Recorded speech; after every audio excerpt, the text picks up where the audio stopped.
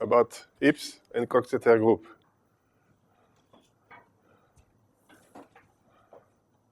So everything you want to know about Coxeter group, I don't suppose any knowledge about Coxeter group. I think the sound is a little...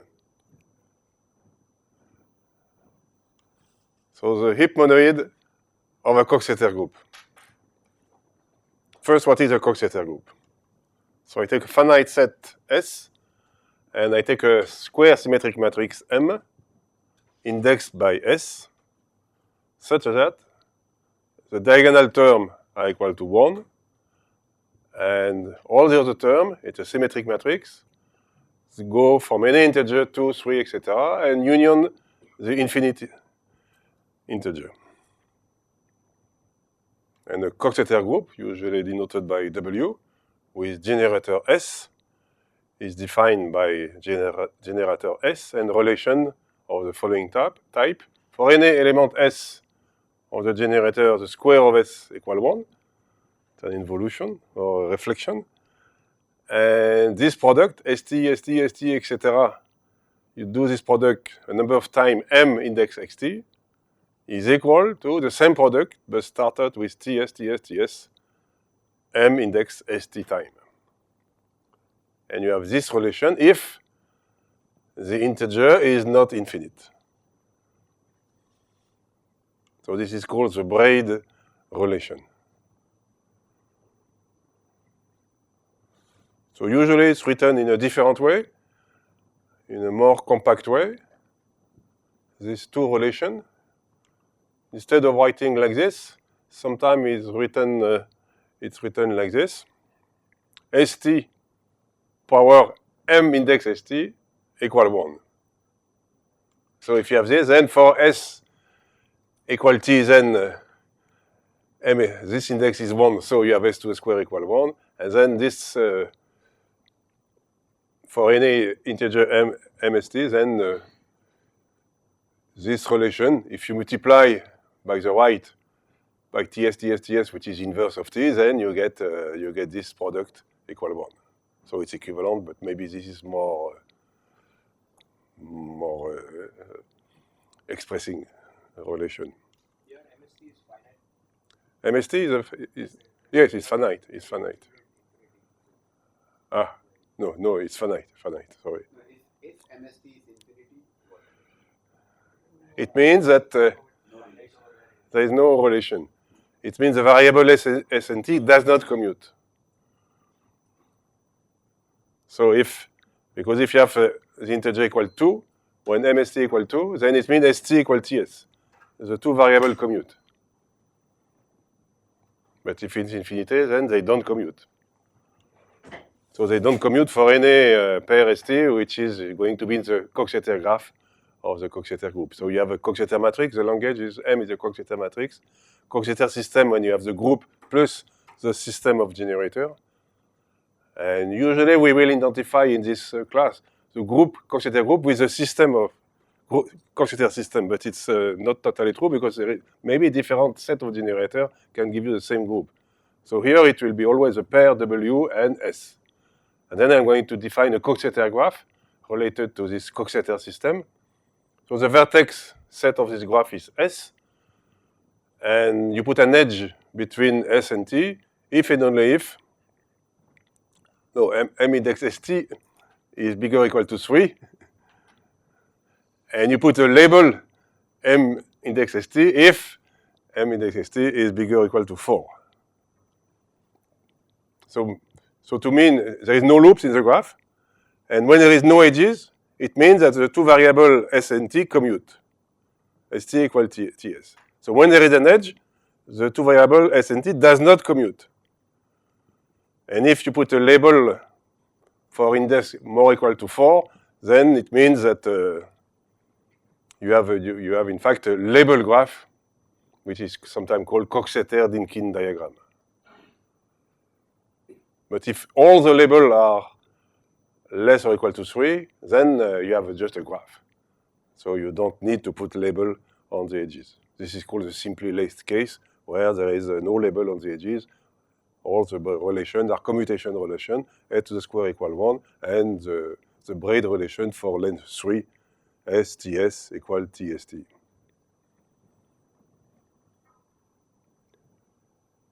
So I will define, to any graph, we have defined a heap monoid.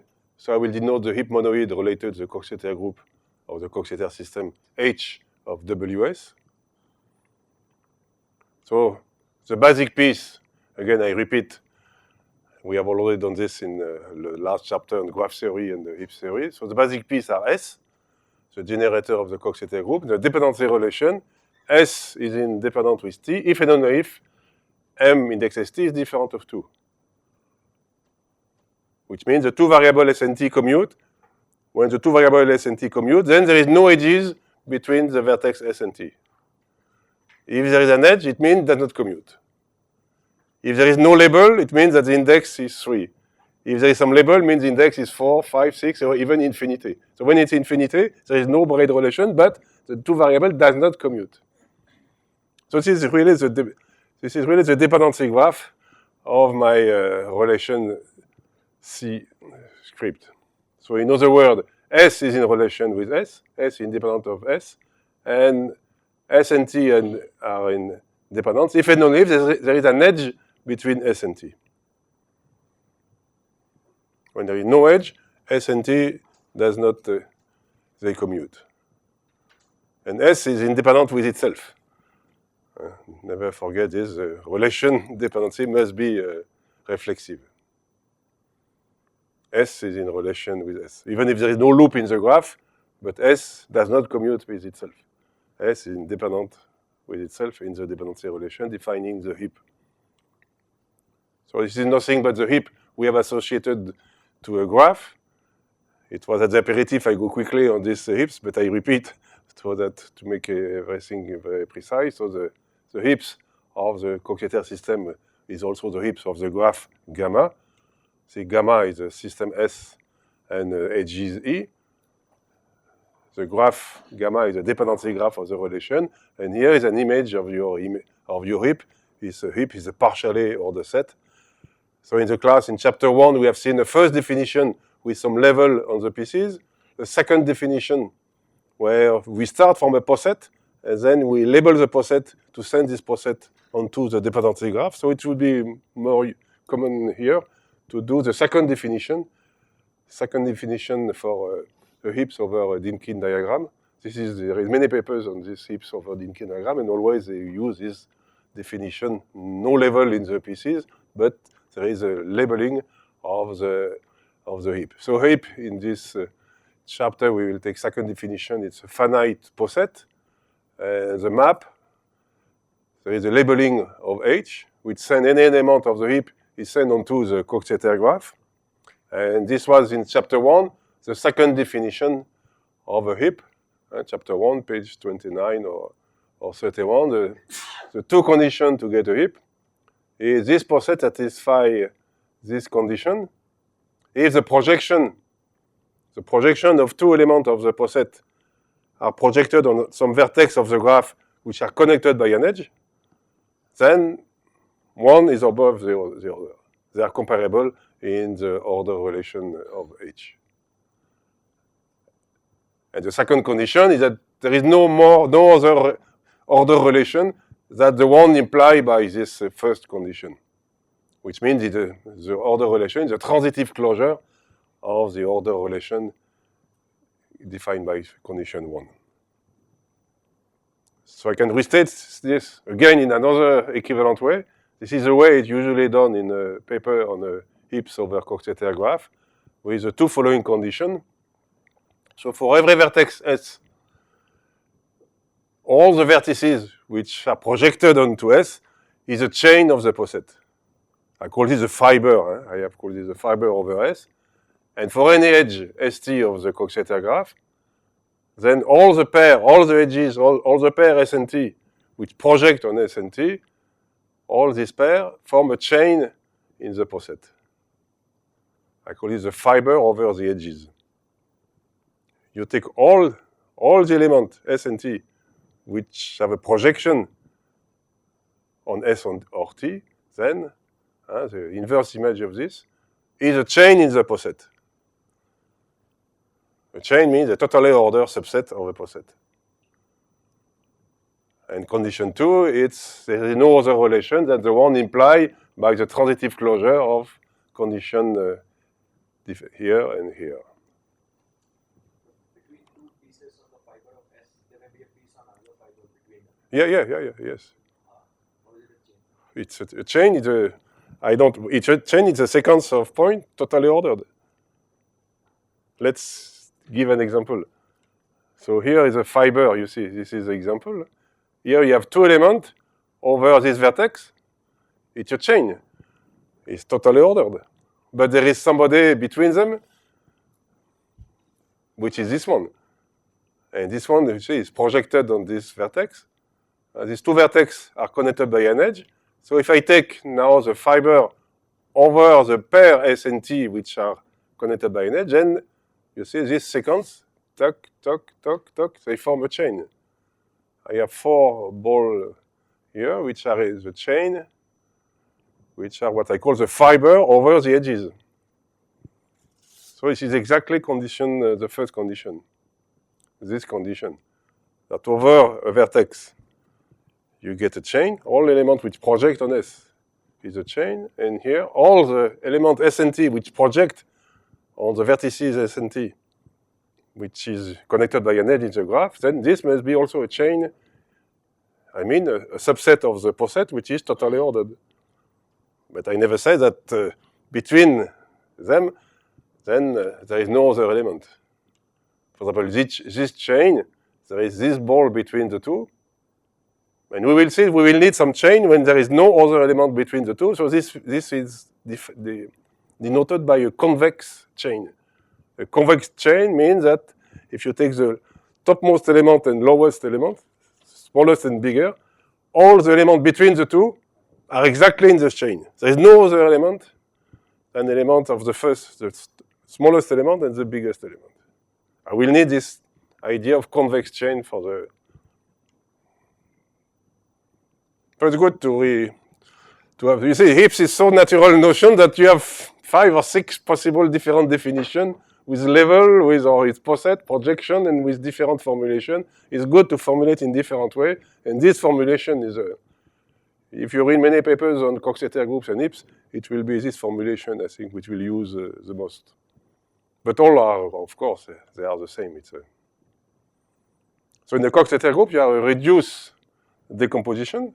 So if you take any element of the group as a factorization of the generator, the number of generator n is the length of W, and a reduced decomposition is defined by the fact that the factorization is a minimal length.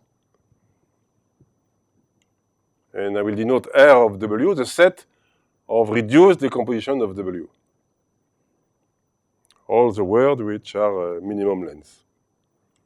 And sometimes this is called the Matsumoto property for Coxeter group, that if you give 2 reduced decomposition of the same element W, then there is a sequence of braid relation. Braid included commutation, and the braid relation which go from one element, one of the decomposition, to another one, which means that the length is invariant. So you don't need, for example, to insert some square element in the decomposition to insert S to the square or 2 to the square to increase the length and then to decrease by other. You just go from one to another word decomposition by a sequence of a braid relation. And as usual in the commutation monoid, the commutation in bracket W is a commutation class of C. So all the elements you can get by commutation, and a set of reduced decomposition, you see, is obtained by using only the commutation relation SC equal TS when the index MST equal 2. So commutation class is all the words you get by only doing the commutation. So this is what is the commutation class of the commutation monoid, or the Cartier-Fourier monoid. Now, lemma, the set of reduced decomposition is the disjoint union of the commutation class. So you cannot go. What is mean this lemma? You can decompose a set of reduced decomposition into a disjoint union of commutation class.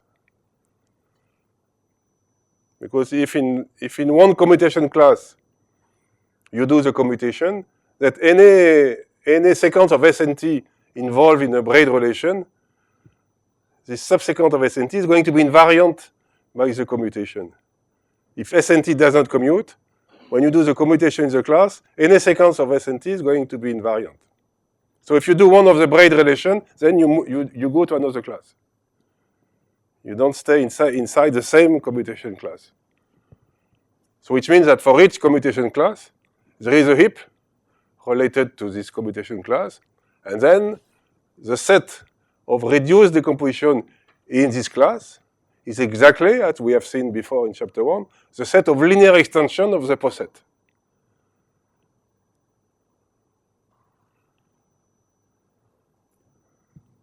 It's not very clear. I see on the face of people that it's not clear. So you have a lot of reduced decomposition. Each reduced decomposition is in certain class of commutation class. So that's disjoint union of commutation class. Each commutation class is related to a heap. So there is one heap for each commutation class. And the word inside the same commutation class are exactly the linear extension of the corresponding heap. Yes? What is the linear extension? Linear extension of a poset. It's chapter 1. It's when you have a poset, it's with n element. It's a labeling of the poset with number 1, 2, etc. n, such that if one element is below another one, is less than another one, then the labeling, it's compatible with the labeling. So you have a poset. So for each commutation class, you have a certain heap, which is a poset. This poset has linear extension. So all these linear extensions are exactly in correspondent with a decomposition, with a reduced decomposition.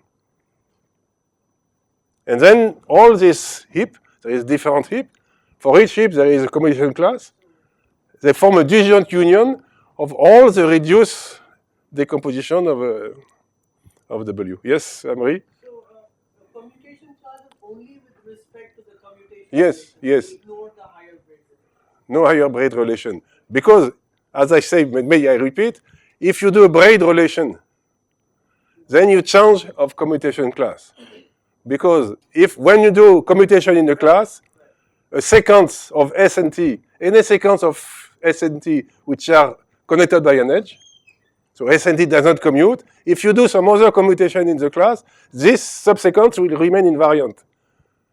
Okay. And if you do a braid relation, the sequence of SNT is going to change. So you are going outside, you are going to another commutation class. So that's why all the reduced words will be a union of many commutations. Yes, this is why it's a union of many commutation class. Commutation and braid. Yeah, yes. The commutation class is an equivalence. Yeah, but braid relations but- will take you outside the commutation. A braid relation, if you do braid relation inside a commutation class, you go outside of this class. Which means that you cannot have other reduced expression in the same class. So each class corresponds to a heap. Each heap give a linear extension, give you all the reduced expression, and each heap give you a union, a disjoint union of all the reduced expression. Okay? Yep.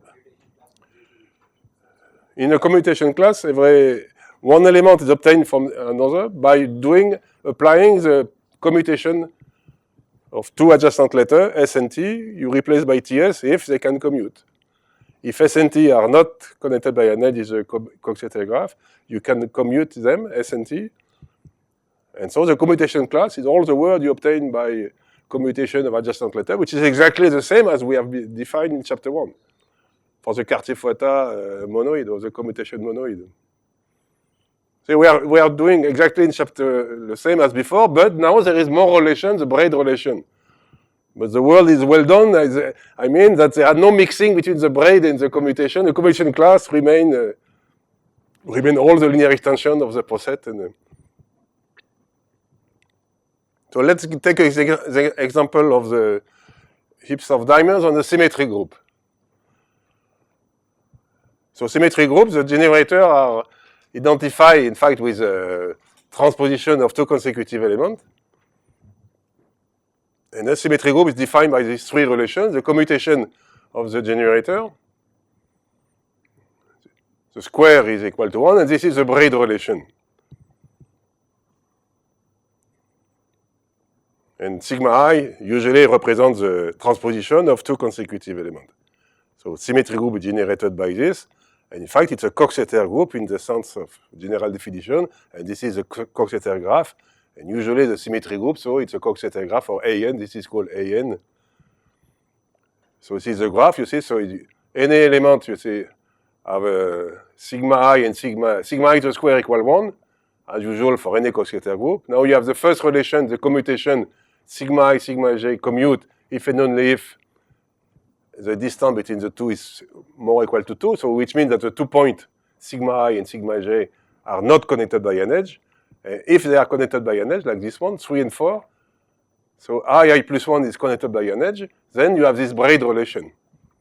So the integer m index st, in that case, is equal to 3. So this is the most simple example of Coxeter group.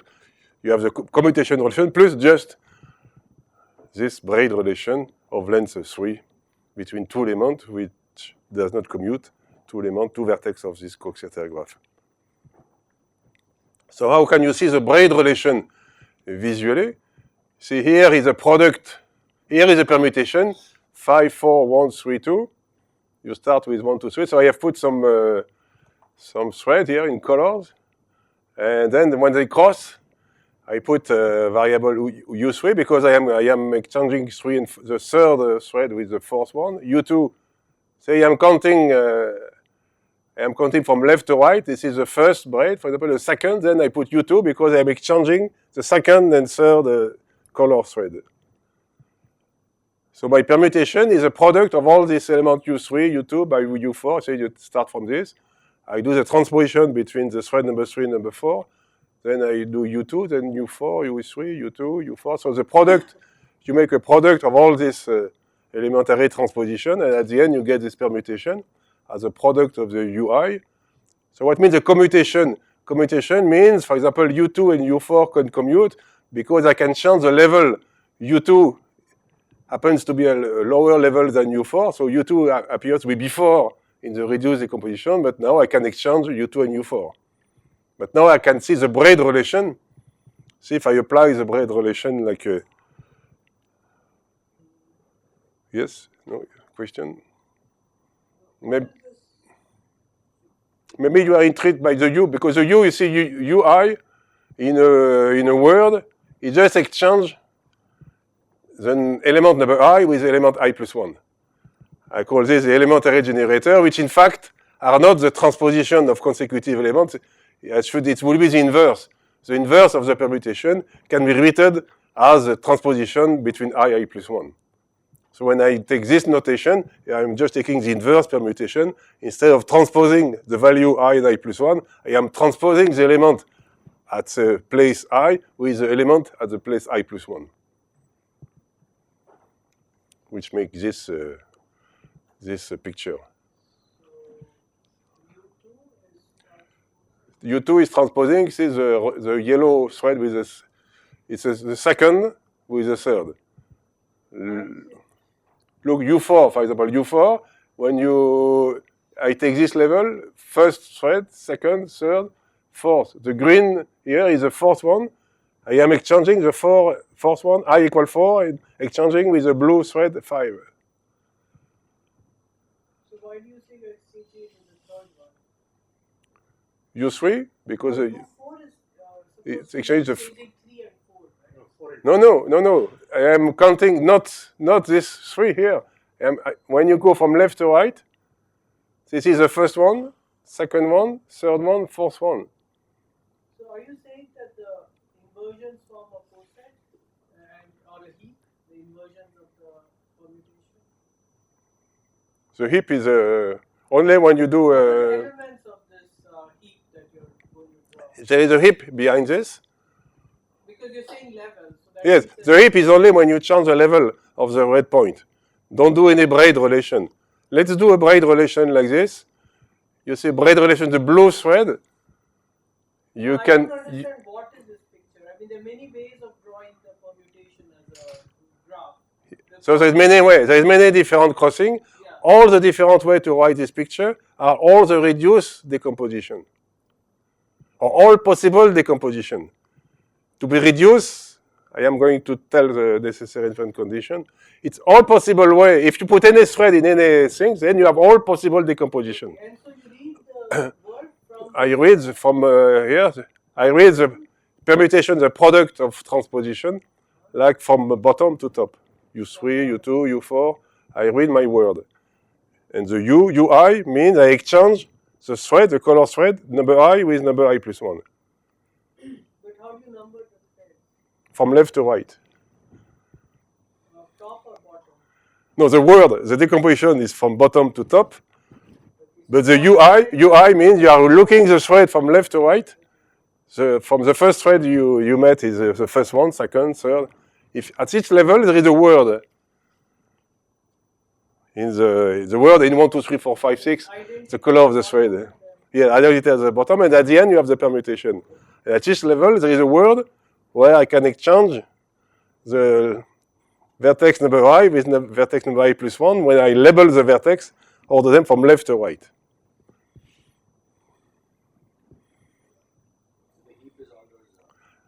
Yeah, the heap is all this red point, which moving different level.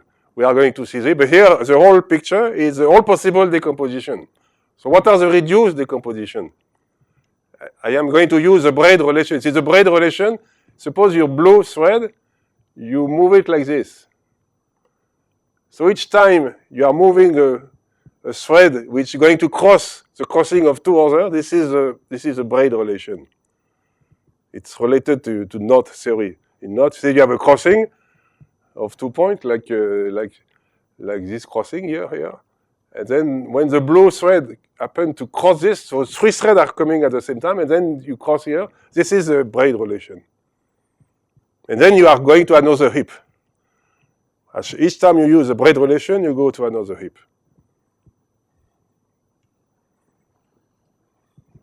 So for permutation, see, again, for the reduced decomposition, how can you see that this diagram is reduced? This one is not reduced.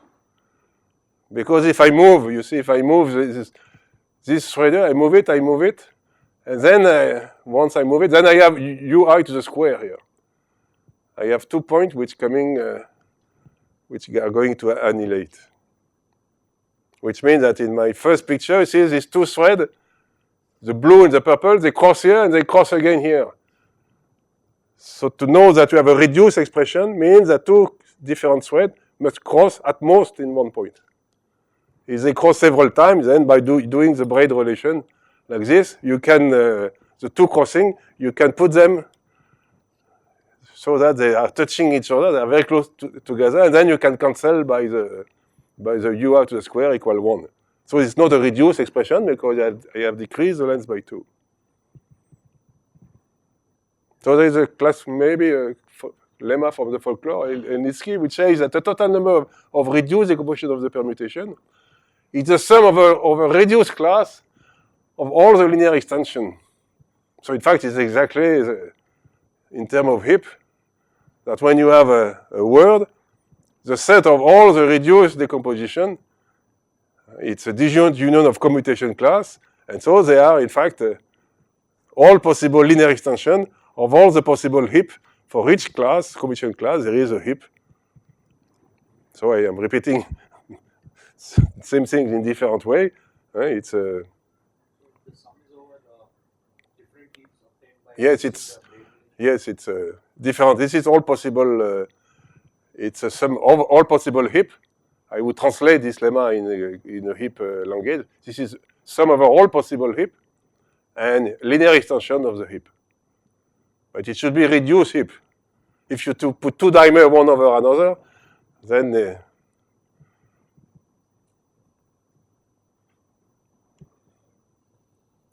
Okay, so let's see if you take a heaps of dimers.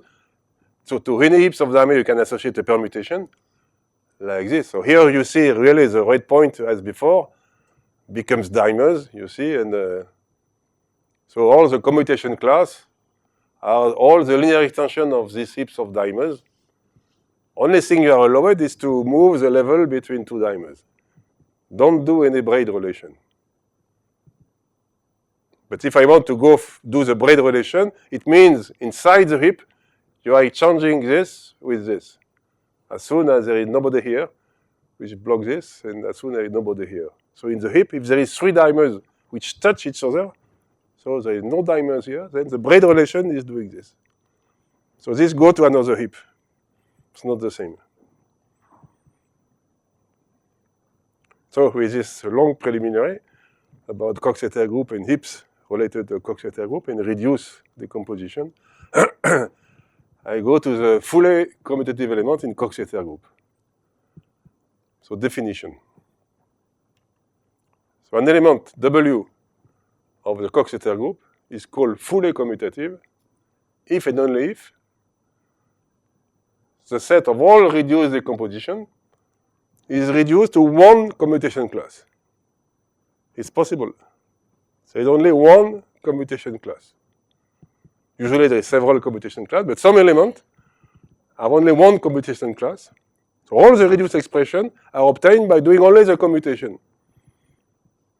You don't do the braid relation. So which means that the corresponding heap, all the reduced expressions are related to only one heap. So I can define what is a fully commutative heap. Fully commutative heap is a heap related to a fully commutative element. Any heap doesn't have a configuration. Does not have a configuration with? SI plus 1 SI. Yes, we are going to see. There is no, it's, you will see, yes, no sigma I, sigma I plus 1. You cannot do the braid relation. So there is many papers since 96. So the seminal paper was by Stembridge in 95 and 96, 97. So the first lemma is a reduced word. FC means in all this course fully commutative. So an element, now take a general Coxeter group first, and then we will go in this lecture only for the symmetry group. But first for the general Coxeter group, a reduced element will represent a fully commutative element if and only if there is no element in its commutation class which contain a factor like this. Because we have seen already this. If you have such a factor, then you can do the braid relation. And we have seen when you do the braid relation, you go to another commutation class. So if there is only one, then this factor doesn't appear in any reduced decomposition of W. In particular for the symmetry group, there is no factor STS and no factor TST. Now Stembridge translate this in terms of a heap, use an idea of heap related to a fully commutative element. And then you can, because there's only one heap, so you can characterize what are the heap related to a fully commutative element. So a heap is fully commutative if and only if you have the two conditions, 1 and 2.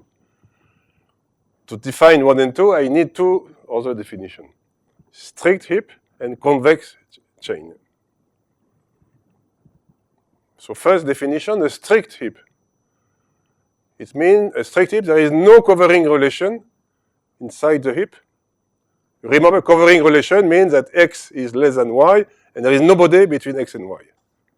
So there is no covering relation in the heap, such that the projection of x and y are the same vertex. So in the fiber, you see there is two consecutive elements. There is nobody between them. There is a covering relation. So example with heaps of dimers. So here is a heaps of dimers. And this heap is not strict because you see covering relation means that two dimers inside the heap, you can put them touching together. Now I need a second definition. The definition of a convex chain. A convex chain is a poset. We just briefly have seen this before. So it's a chain, a totally ordered subset of the poset.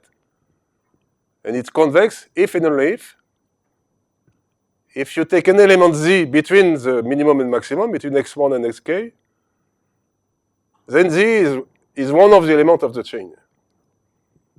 So convex chain means you say there is nobody inside the poset which can be between one of these pair xi plus 1. I need this idea of convex chain. Example with the heaps of dimers. So here there is some, let's take this chain, you see. So heaps of dimers, in fact, it heaps over this, this graph. Each vertex, when I take this graph and the dependency graph, the commutation relation, the heaps associated to this graph, we have represented the heaps as the heaps of subset. Remember, any abstract heap can be put as a heap of subset, and the subset are dimers. So each dimer, like the dimer here, I plus 1, it's the fiber is over here. You see over 3. Each fiber is replaced by the fiber of a dimer. Each vertex in this graph is replaced by dimers. In fact, we have here the Dynkin graph of F8. Here, the F8 is this graph with the weight 4 here. The index is 4. So you have to check above if there is some sequence of S, T, S, T. So this blue, this is a chain. It goes 3, here it's a chain. The projection is alternatively 3 and 2. So this chain is in the fiber above the edges 2, 3. But this chain is not convex. Because you see there is this dimers here is between these two, and this dimers in red here does not belong to the chain. So if I want this to be a convex chain, I have to delete this dimer, and then now it's become a convex chain. And I have another convex chain here also, of length 4. If it becomes a convex chain, if I delete these dimers. So it's no more a heap, this, but now it's a heap.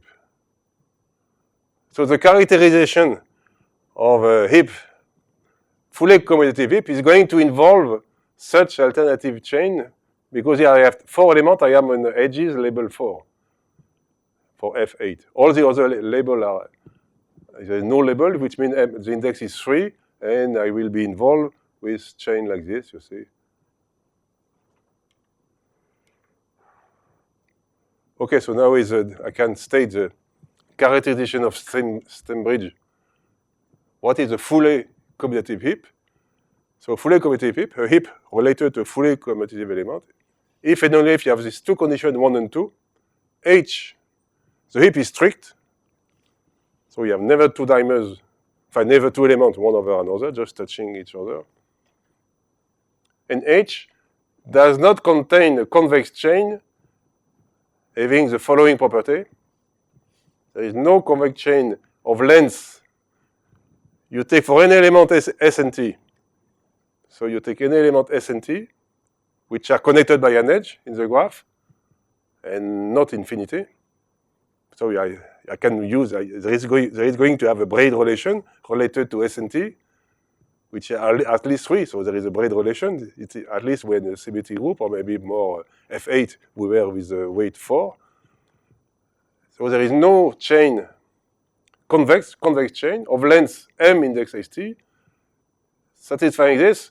So X1 is in the fiber over S, X2 fiber over T, X3 fiber over S, F4. So they are alternatively the projection in S or in T. So to be fully commutative means there is no such convex chain.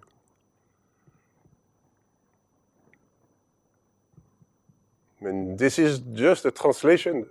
If you have the first lemma, that there is the first lemma was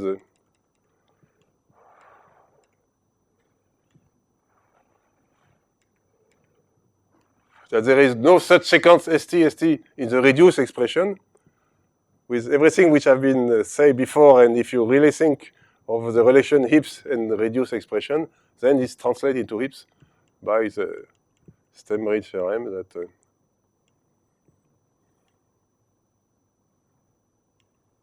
we have to,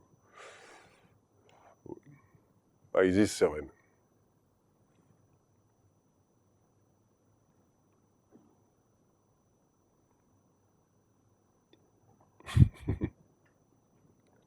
Okay, example.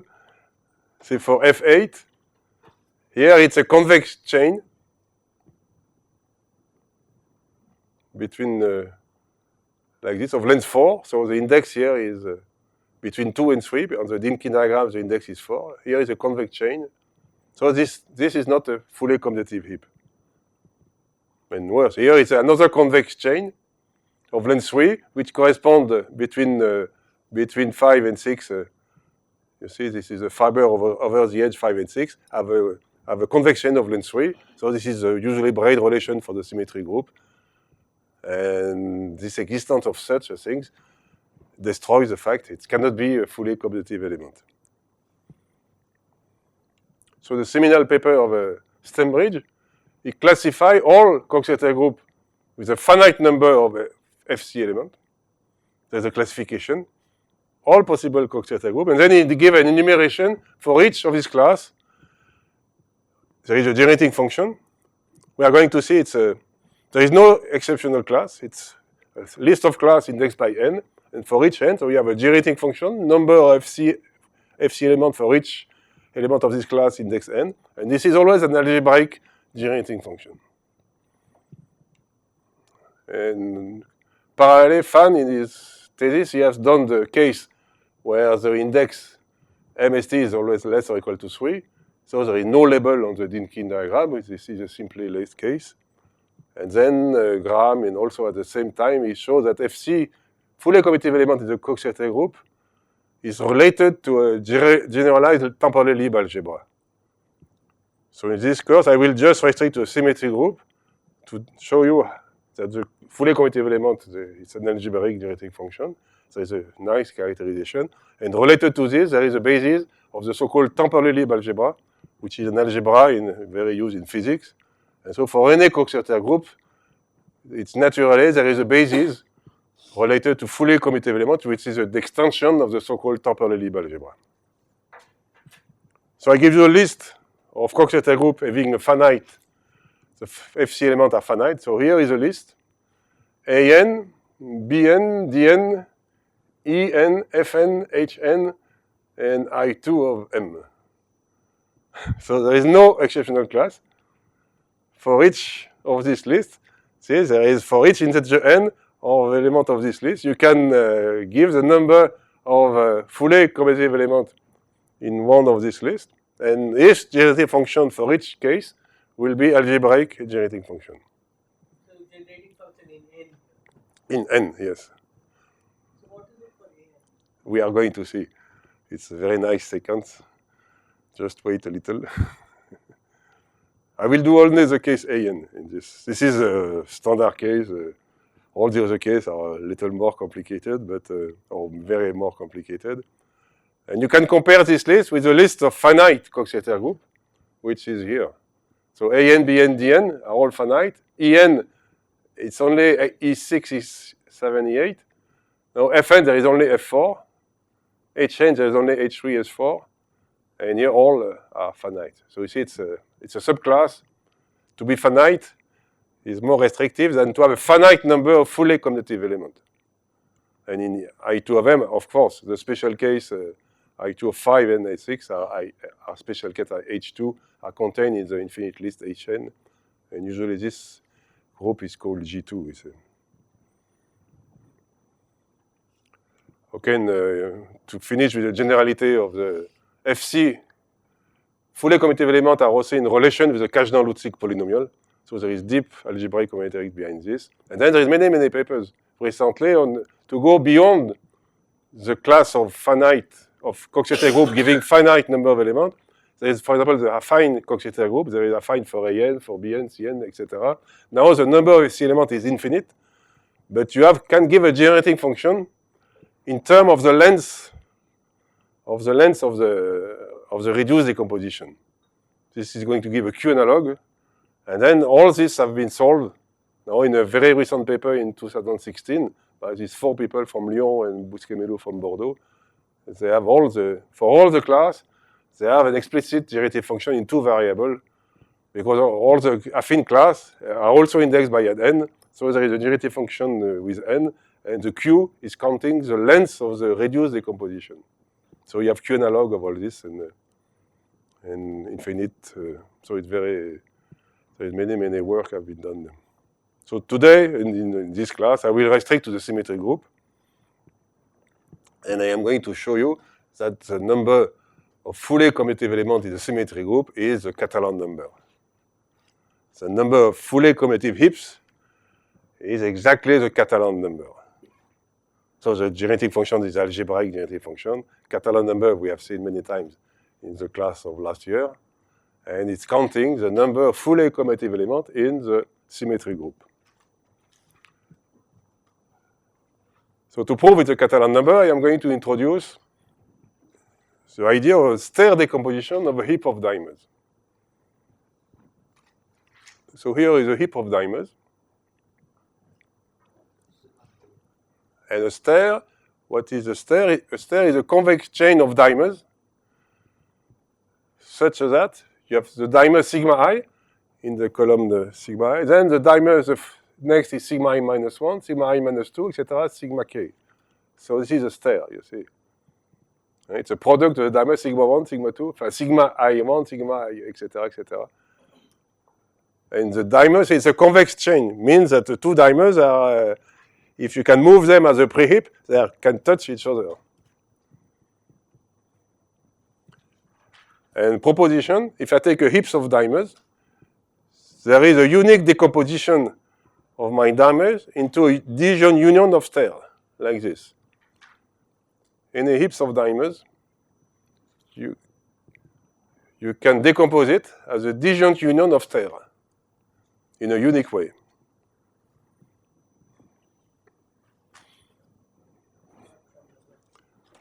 Yes, you can start.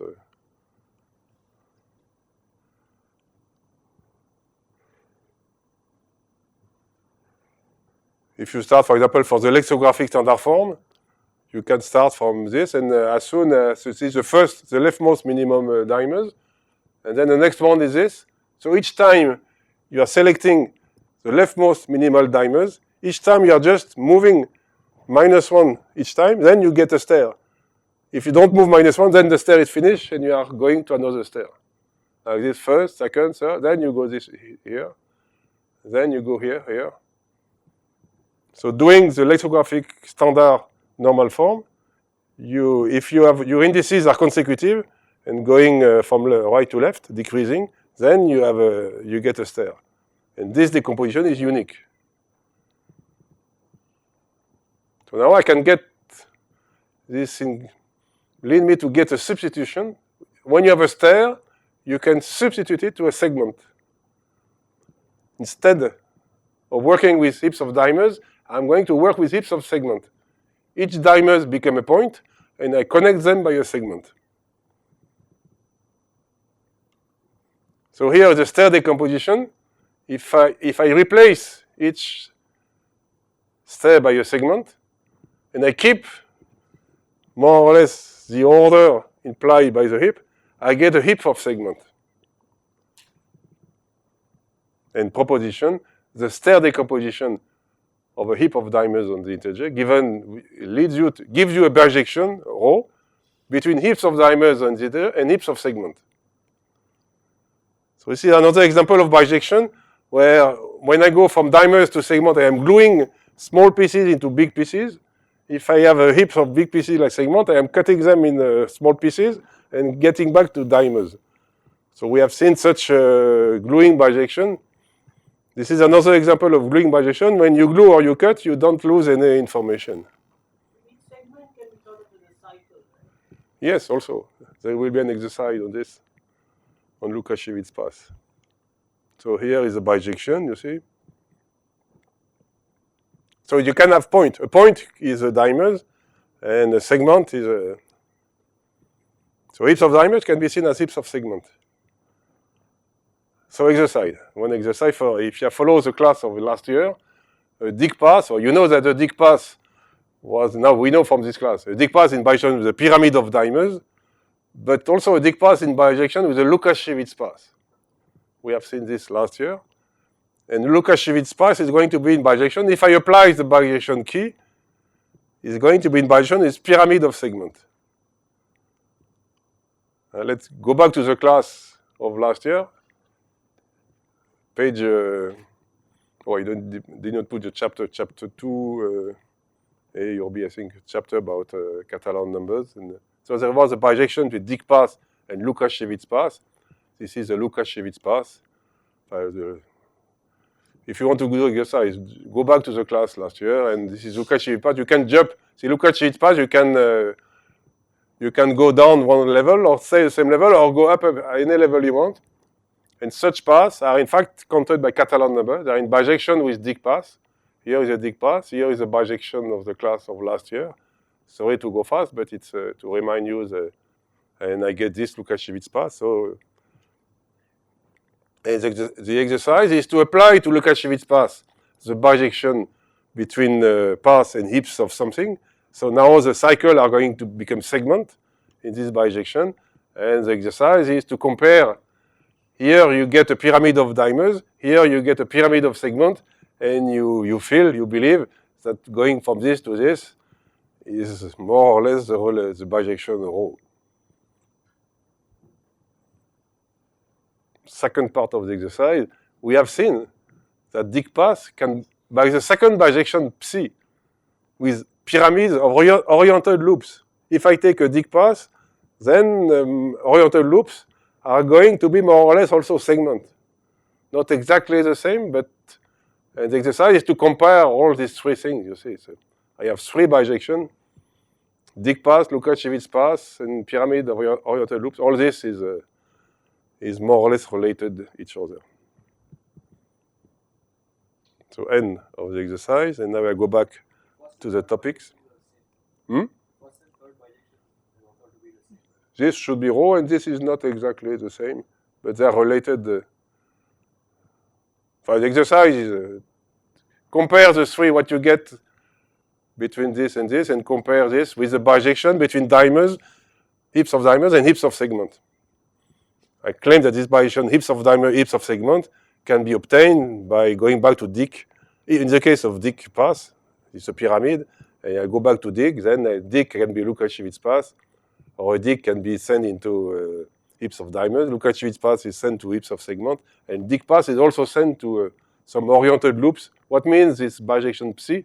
I forget to give this exercise at the chapter about the bijection psi, but in case of dig path, look, what is this bijection? Remember, you have to do oriented loops, and then you stop when you go back to the same edges, some oriented edges. So a dig path, you can go up, and then you go down, down, down, down, down. And as soon as you go up again, then you are going to have an oriented loop. So you feel you have some segment coming in this bijection. So the exercise is to handle all these bijections and to compare them and to see that there is a relation. So I go back to the total order. So now I can define a total order on the stair of a heap of dimers in two different ways. So what we have seen before already is to take the lithographic normal form in the heaps of dimers. So I go from left to right. I have a total order on the basic piece, which are the dimers. It's just sigma I is less than sigma j when I is less than j. So the leftmost dimer is this one. Then you take it off of the heap. Then the second one, third one, etc. Each time you delete the leftmost minimal dimers, and you get, see the chapter 1 again, you get the lithographic normal form. So doing this, each time you see, if you go left, one minus 1 each time, then you get a sequence of stair. From this to this, then I go here, then this to this, etc. And then I can give an order on the stair by giving the underlying order of the dimers. So take the minimum dimer of each stair. So this is the first stair, the second stair, third stair. etc. They appear in a certain order when you do the lexicographic order. So this gives me a certain order on the stair. This is the first stair, the second, the third, the fourth, the fifth, sixth, seventh. So you have a sequence of segment of stair which are totally ordered. I can also obtain this in a different way. I can give a total order on the segment. No, it's a partial order. This segment is less than this one when it is at the left of this one. And then I can give a total order of the heaps of segment. And then go back to the stair like this, you see. Take the heaps of segment. Each time take the leftmost. Take the lexicographic standard form for the heaps of segment. So this is the first, second, third, fourth, fifth, sixth, eighth, seven.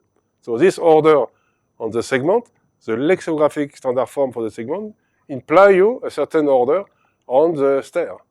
Put the same order, so you have it's two different ways, they are equivalent, to put a total order on the stair decomposition of any heaps of dimers.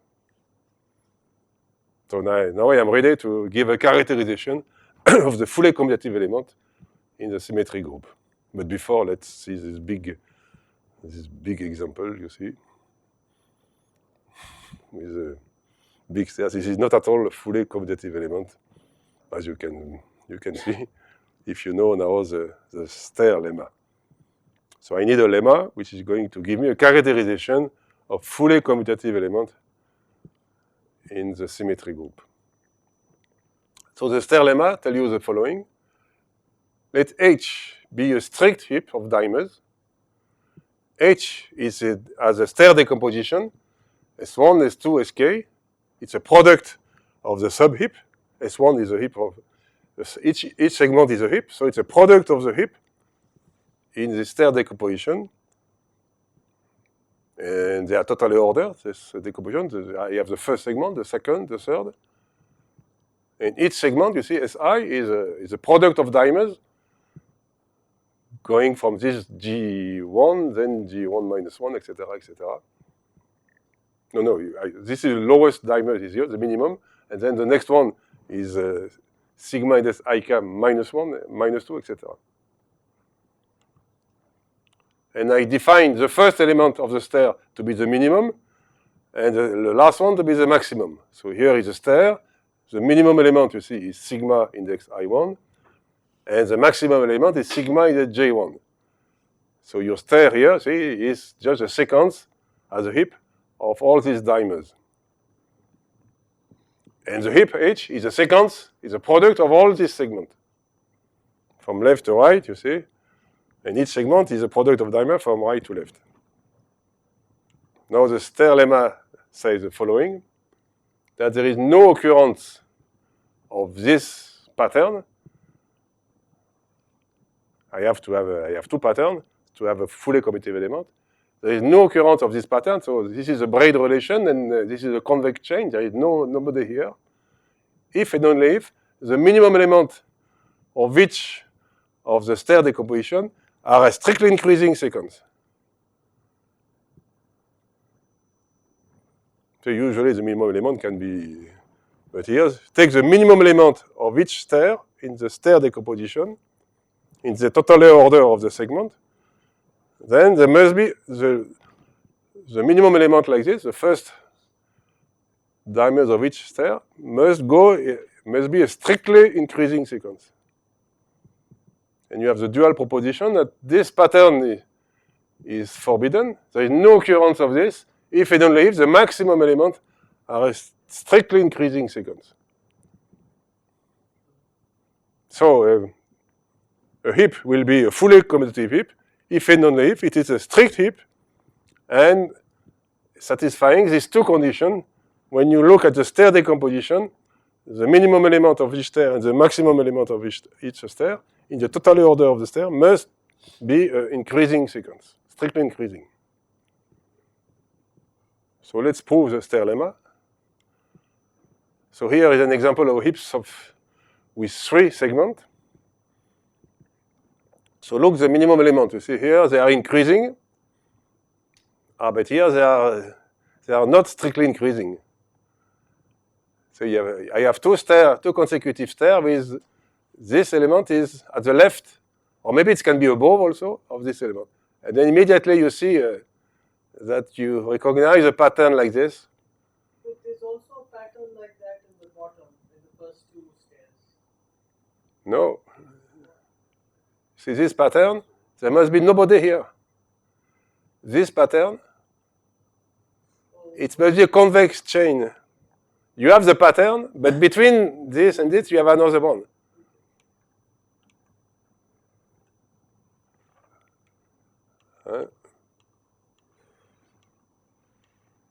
See here, you have this pattern or this pattern. Here is empty. There is no dimers. Convex chain means that this is the lemma of Stembridge, that there is no convex chain of the length m index st. Here m index st is 3 for S and T, two consecutive vertex of the Dynkin diagram AN. So convex chain means that there is nobody between these two and these two, there is nobody here. Otherwise, you can't do the braid. Yes. Or here you cannot do. It's simple. You can do the braid relation here. There is somebody who can. So if I go to the example here, if we take this and this, there is this dimers between, which forbid you to do the braid relation. But here I can do the braid relation. And here you see that it's related to the fact that this dimers is at the left of this one. Even if I put a dimers here, it would be the same. If I put a dimers here, then I would have this. Or let's take this example here. I have two dimers here. The other condition, it should be strictly increasing. So here it's strictly increasing. I cannot find any pattern of the braid relation, but here, between these two, see, I can find this. I suppose this is empty column here. So I can find this. And this is just above this one. So the condition that the sequence of maximum element of each stair must be strictly increasing. If it's weakly increasing, it doesn't work. Here it's weakly increasing, and you get this pattern, where you can make the braid relation.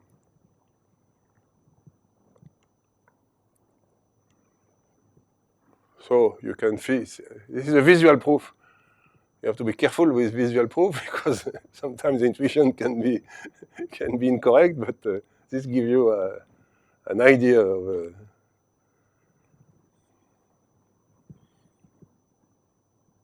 And so you can characterize fully commutative heaps of dimers, and so fully commutative elements in the symmetry group by the fact these heaps of dimers, strict heaps, satisfying these two conditions on the stair.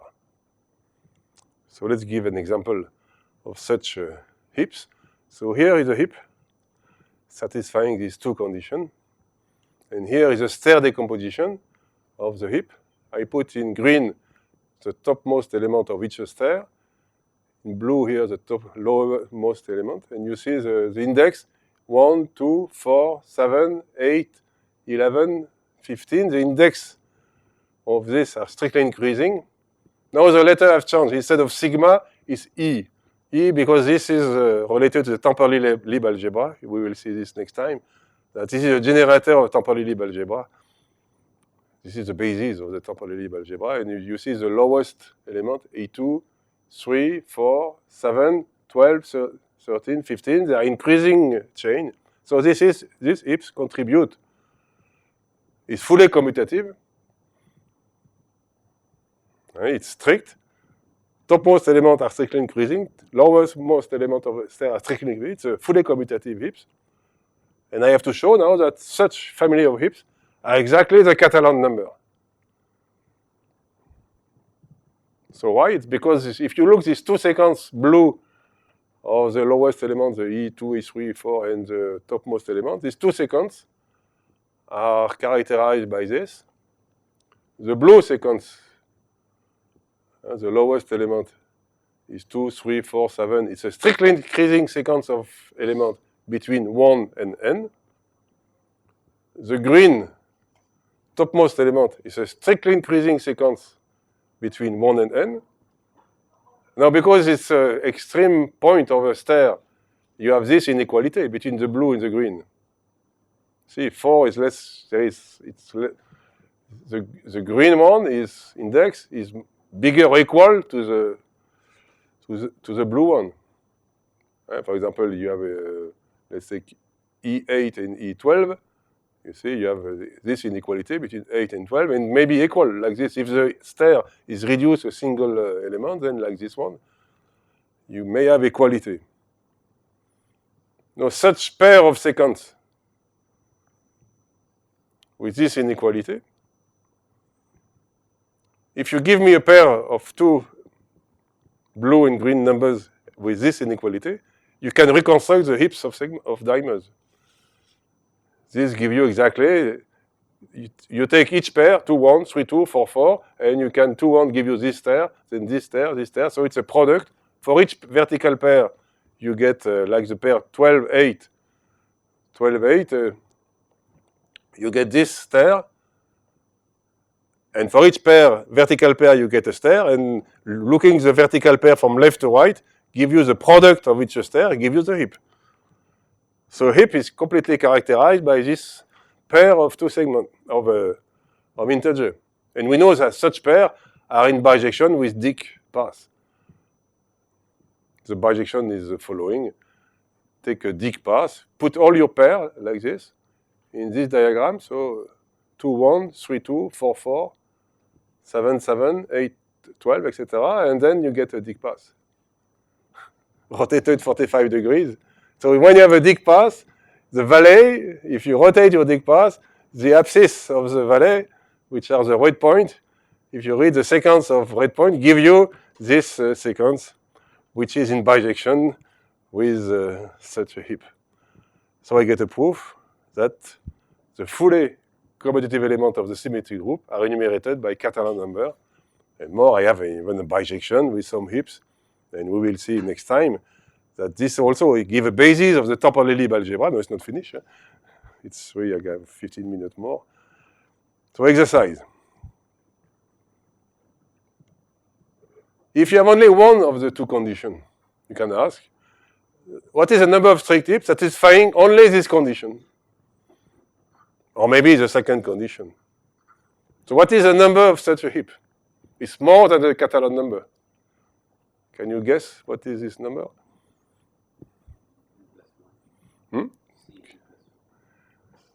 Cn plus 1.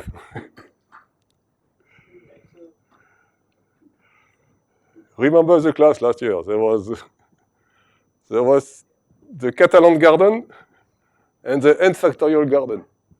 So we are in the it's n factorial. So you get a basis of the Ecke algebra, of the algebra of the symmetry group with this heap. So it's saying that whenever you can write SI plus 1 SI, you will write the other one. Yeah. You have only one braid relation in one way. So you have heaps of dimers satisfying only one of the condition, you get n factorial. Of course, if you have this only the second condition, also you get n factorial. So let's check for n equal 6 permutation. So here is a heap with no dimers, with one dimer, so it satisfies the condition. With 2 dimers, so I have 5 heaps already. 3 dimers, I have only one. It depends. It violates one of the conditions. It depends which condition you want to choose, but you cannot have both heaps. If you take only the condition of because this is a stair, so the topmost elements are increasing, and the lowest most are not increasing here. So in fact, I have 6. This is the 6 heaps satisfying the first condition. Of course, if you delete this one, then you get 5 heaps, which is a Catalan number.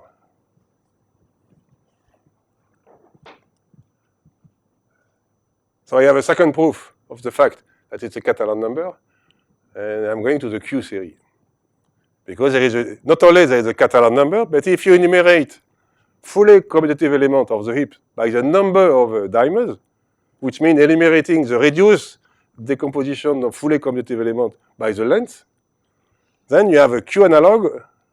It's a Q series, a Q analog with a Catalan number. So what is this Q analog? So we have another bijection, another proof that it's a Catalan number, another bijection with the so-called staircase polygon or parallelogram polynomial that we have seen also last year. No, we are in the Catalan garden. So let's go back to this fully commutative heaps of dimers. Now imagine that you have a pre-heap. The dimers can move vertically. And imagine they are magnet. And so all the dimers attract them to each other. So this dimers is not going to stay here. It's going to go here, like this. So imagine the dimers they're attracting each other. So this dimer here is attracted by these dimers. Consecutive dimers in two consecutive columns, they attract each other. So you get a kind of pre-heap, which is in fact a skew-Ferrer diagram.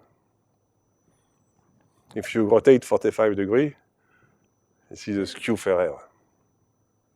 And any skew-Ferrer, even if there is it's not only, maybe, no, the columns are not empty, but the row can be empty.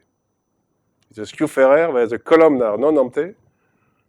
See, each column, if you read like this, is non-empty, but here is an empty row. And if you add, in each row, you add a yellow cell, you see, of the Ferrer. So you add a cell here, you add one here, then you get exactly what is called a parallelogram polyomino, you get a staircase polygon. So if you rotate 45 degrees like this, or usually it's written like this, so you get the staircase polygon. So see, staircase polygon, it's this. We have seen this last year many times. So staircase polygon, in each row you delete the rightmost cell, you get this, you rotate 45 degrees, and in the remaining cell you put some dimers, you get exactly the fully commutative heaps of dimers. So they are in a very natural way in bijection with the staircase polygon, like this.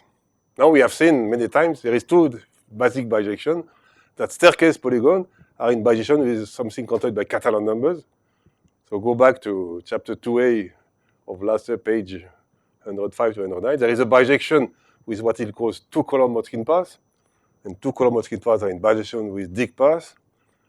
And there is also a bijection between direct bijection between Dicke path and staircase polygon. And the area of the parallelogram of this polygon, staircase polygon, is going to be the sum of the height of each of these red points. Why I talk about the area of the staircase polygon? Because the area is related to the length, total length of the reduced decomposition.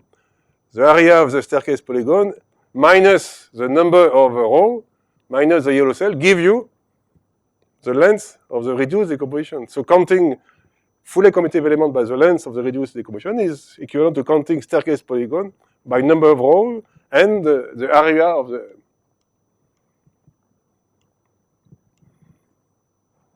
So you get a Q analog counting staircase polygon by the area up to the difference. I delete one cell in each row. It's called the Q Polya Catalan numbers.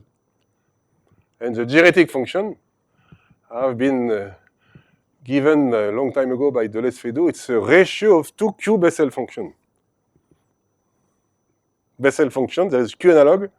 In fact, in chapter 7, on the relationship between heaps and statistical mechanics, there is many papers in physics where the Bessel function appear. It's a limit case for Q equal 1 or Q tend to 1 of the Q Bessel.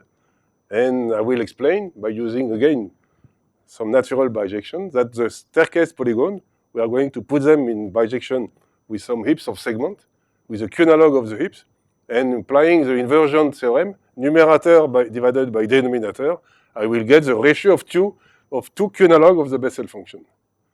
So wait chapter 7, and you will get a complete solution for the number of fully commutative element or fully commutative heaps by the number of by n, which index the Dynkin diagram, and the Q variable, which index the length of all the decomposition.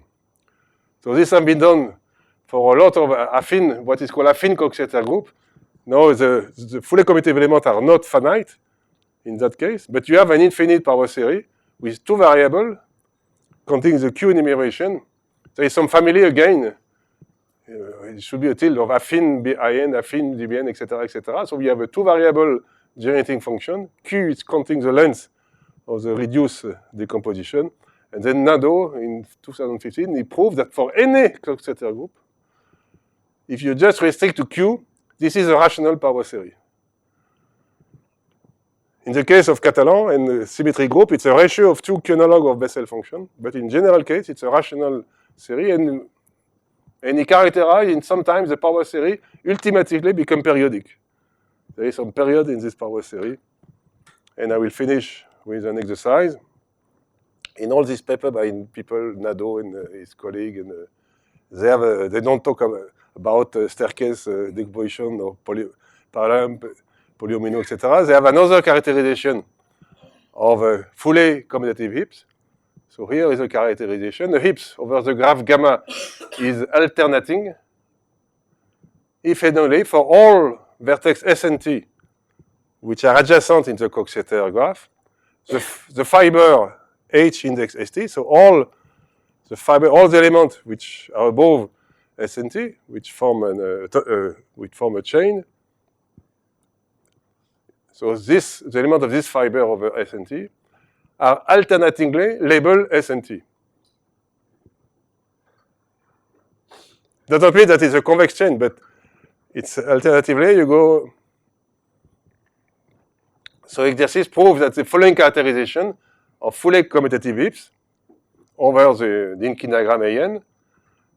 So it's a FC if and only if a heap is fully commutative, if and only if it is alternating and the fiber of the extreme element P over 1 and n have at most one element.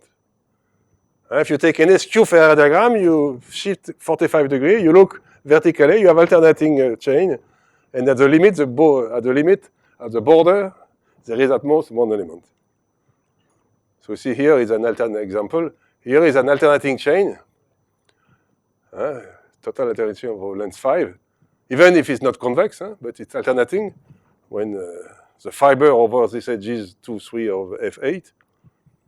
And here is an example of the fully commutative element in the Coxeter for permutation, and you see each dimer, you see the alternating chain. If you take each pair of S and T consecutive, your dimers are alternating. So this is a sufficient and necessary condition.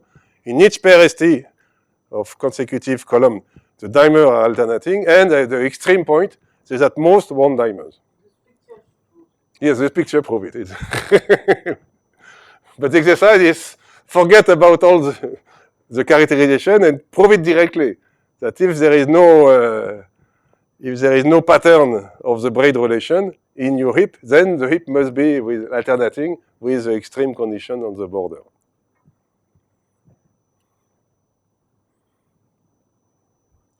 Okay, I think I will stop here, and next time we'll go to another bijection with 3-to-1 avoiding permutation. And for those who love RSK, there will be some RSK in this class. Okay, thank you very much.